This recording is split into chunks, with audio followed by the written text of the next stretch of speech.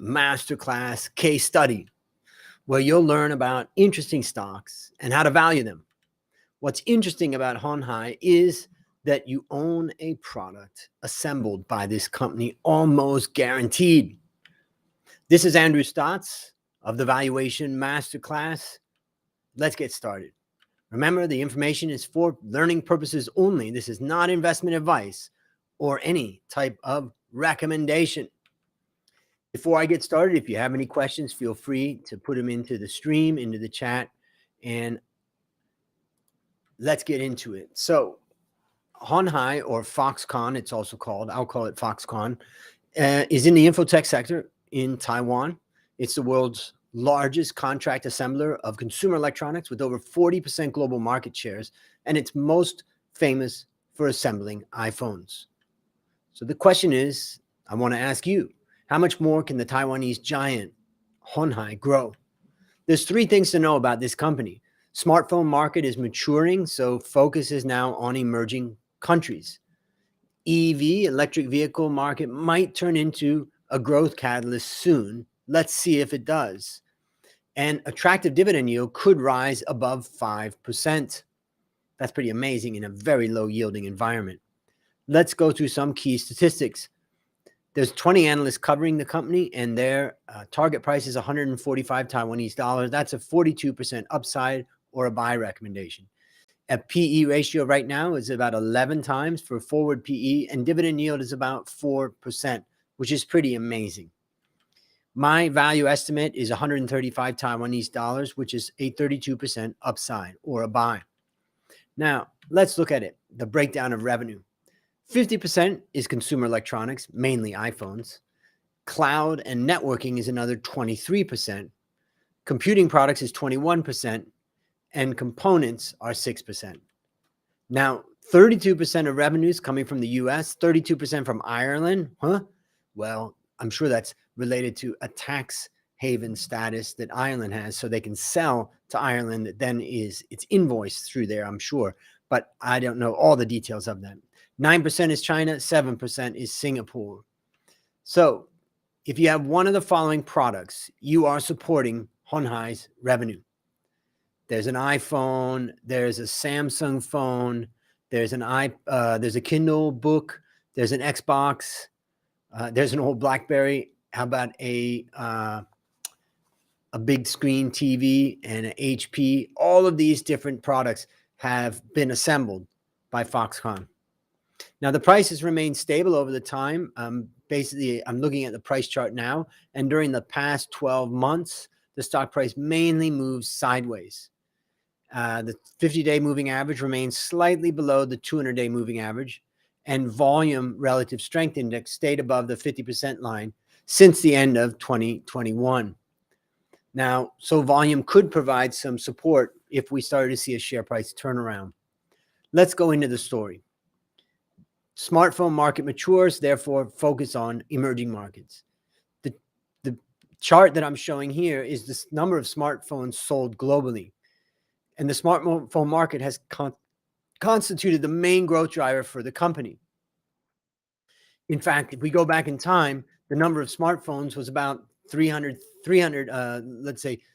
million in 2010, and it got up to about 1.5 billion by 2016, 17, 18, 19, and 20 and 21. The demand, however, for smartphones has matured, and this is especially visible from slowing orders from Europe and the US. So we've had initially 5-year CAGR growth of 37% from 2010 to 2015, and now over the past 6 years or so, we've had 0.5% growth. So there definitely is a slowdown. Now, while the assembling of smartphones still comprises an important business, it is unlikely to remain the number one growth catalyst for Hon Hai. Still, China and India could deliver growth in the short run. I'm looking at a chart where I show the number of people on the left and the percent smartphone penetration. Let's just look at America as an example right in the middle of this chart. It's got about 300 million people and smartphone penetration at about 85%. Now, let's look at India. India's got about 1.4 billion people and smartphone penetration of less than 40%. So this most of the developed markets are mature now for phone penetration. However, China and India, the two largest countries in the world, are still quite under-penetrated, especially India, which has seen exceptional growth of smartphones over the past years, which could rise. Good morning, Hillary. Now, number two is the EV market might turn into a growth catalyst soon. In November 2021, the company presented its first 3 self-developed EV car models. Hon Hai established strategic partnerships with global car manufacturers to develop and manufacture EV vehicles on a mass basis. It's got alliances with Stellantis, which was Fiat Chrysler, Geely, Yulon Motor, Fisker, and Brighton. The management expects to generate about $1 trillion Taiwanese dollars of revenue from EVs by 2026. This equals about 20% of the current revenue. That's a bold move and pretty significant. Its manufacturing plants are in the US and Thailand, and they could start operation in 2023. Now, investment in AI and semiconductor is driving up costs. We can see the R&D expenses of the company have had a CAGR of about 12% from 2014 to 2021. So besides the assembling of cars, Hon Hai sees a great potential in the development of car components, motors, and semiconductors. The company is well equipped to compensate for the slowing smartphone market. Over the past 10 years, the company generated a 5% CAGR, and it should continue to see stable growth. Now, number 3 in the story is attractive dividend yield could rise above 5%. The overall Hon Hai has delivered strong ROIC, highlighting its value creation over time. Now, in 2019 and 2020, ROIC fell down to about 10%, but it bounced back in 2021. And generally, I think you could say this company is generating an ROIC of about 12% or so. Also, and of course, the weighted average cost of capital is very low. It's at about 6.5%. So the company is creating value over time. Also, the dividend yield might be worth a look from an investor's perspective because it has been rising since 2018 and it continues to rise in our expectation. Despite being in a growth stage, Hon Hai provides an attractive yield above 3%. In 2022, it could return to 5%, which would be double compared to the Taiwanese average because interest rates are also very low in Taiwan. Now, the bad news is that the company is good on financials, but possibly bad on ethics. The company's been involved in several scandals over the years. Between 2010 and 2013, more than 20 workers committed suicide in the factories where iPhones were assembled. Several cases of students working overtime and illegal child labor, and bribery and fraud scandals of executives. And in December 2021, 250 workers got food poisoning, leading to a closure of a factory for more than a week. Now, for those people that have covered the stock for a while, they've probably gone through some of these, but these are some highlights of things that have happened in the past. Now, of course, the company is a huge company and a lot of things can go wrong in almost every company, but here you can see these are some of the items. And yes, the company is Hon Hai. Also, the subsidiary that it originally set up in America was called Foxconn, and that's the reason why we often call it Foxconn. Remember, you can scan the QR code or just go to the valuationmasterclass.com blog to download the full case study report. For those listening to this, I'll put a link in the show notes. Now, FVMR scorecard measures a stock's attractiveness relative to all other companies. And attractiveness is based upon 4 elements: fundamentals, valuation, momentum, and risk. And the scale is from 1 best to 10 worst. So the fundamentals look pretty good. Valuation looks excellent. Momentum looks a bit weak compared to its peers. And risk is kind of moderate. So let's look at valuation for a moment. What we can see is that it's attractive on both a PE and a price to book basis compared to Taiwanese companies. It's trading at about 0.2 on a price to sales. But generally, this type of company is not going to trade at a super high price to sales. That's also trading on about 10 times roughly trailing PE, which you can see here, and price to book of about 1. So I would say it's relatively cheap. Now, recently, I created a short online course explaining my FVMR investing approach, and I usually sell it for $97, but for a limited time, I'm offering it for free. Just scan that QR code or click the link that's in the description below. Let's go into the forecast. There's 20 analysts covering the company, and the upside they're expecting is 42%. Most analysts have a buy recommendation, while 6 analysts recommend hold. Consensus expects robust revenue growth over the next few years. Also, they believe that the company can expand its margins significantly. Let's go through the P&L. The company is likely to benefit from the consumer demand rebound, and we're putting that into our forecast. Already, 2021 was up almost 40% on 2020, and we're expecting another small rise going forward. Most of its products could continue to ride the demand wave, providing short-term strength to profits. Let's look at the assets of this business. I think it's quite interesting. A core part of Hon Hai's strategy is to develop strategic partnerships for the joint development and manufacturing of products. And the result of that, they have alliances with EV car makers as an example. And that's the reason why you see a lot of long-term investments in the balance sheet and the asset side of the balance sheet. The company basically has about 363 billion Taiwanese dollars of long-term investments. And that's a very sizable amount. It's about the same amount that they have through net fixed assets. Let's look at liabilities. Despite having 800 billion Taiwanese dollars in debt, Hon Hai is net cash because the company holds 1/3 of its assets in cash. This is a great example of a company that has made a lot of profit in the past and has held a lot of that as cash and trying to protect its position. Let's go through a couple of ratios. The company is characterized by a remarkable level of efficiency.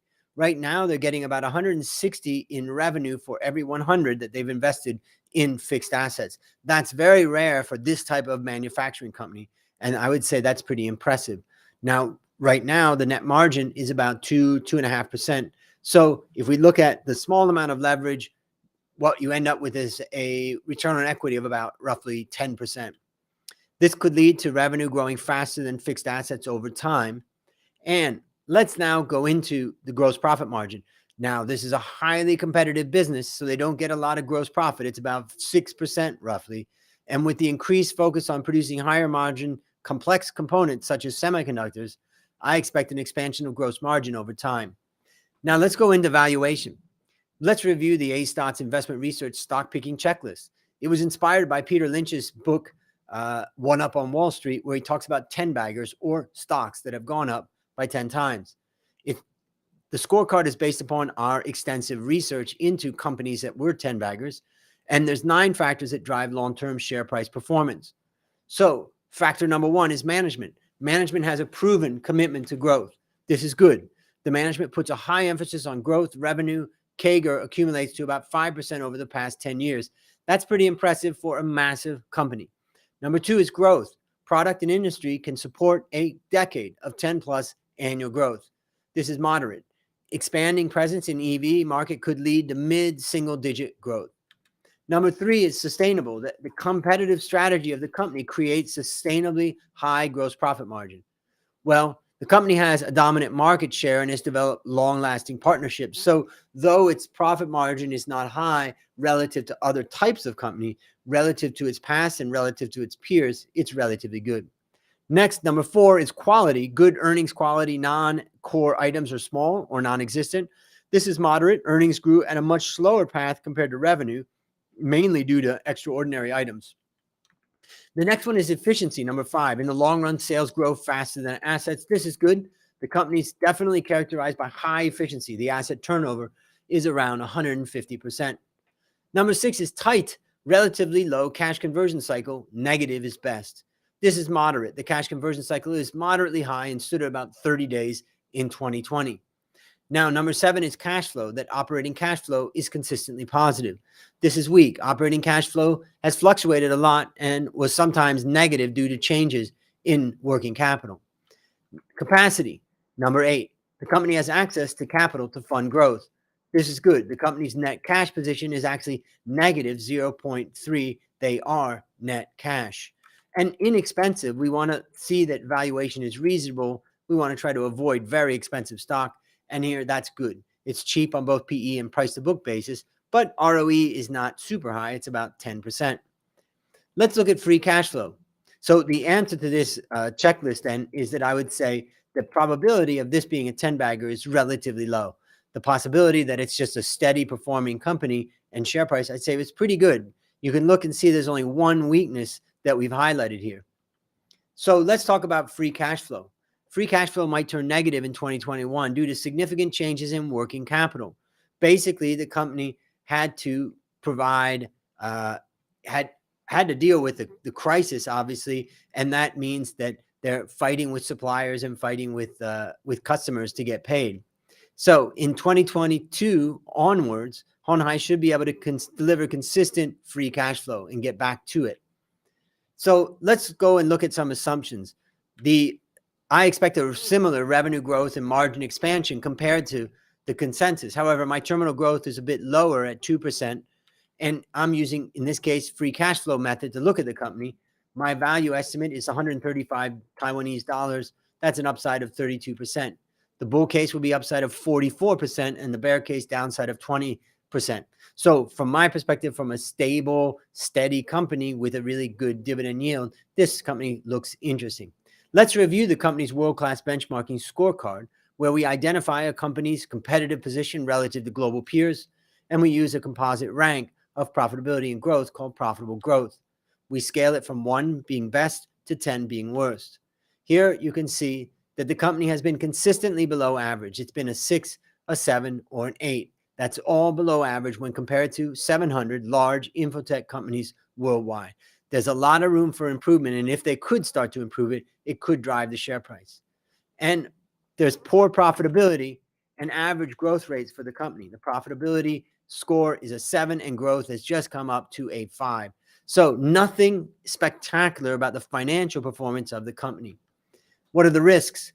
Well, the key risk is failure to keep up with technological trends. Underestimating competition in the global EV market is possible, and lagging technological developments could be possible, and reputation damage related to the bad news that's come out of this company over time. So the conclusions are: management has a proven commitment to growth, expansion in the EV market offers attractive opportunities to scale, and valuation is attractive, dividend yield adds some good return on top of the upside. So let me ask you, how much more can the Taiwanese giant Hon Hai, or as we often call it, Foxconn, grow? Leave your ideas in the comments below and have an amazing day.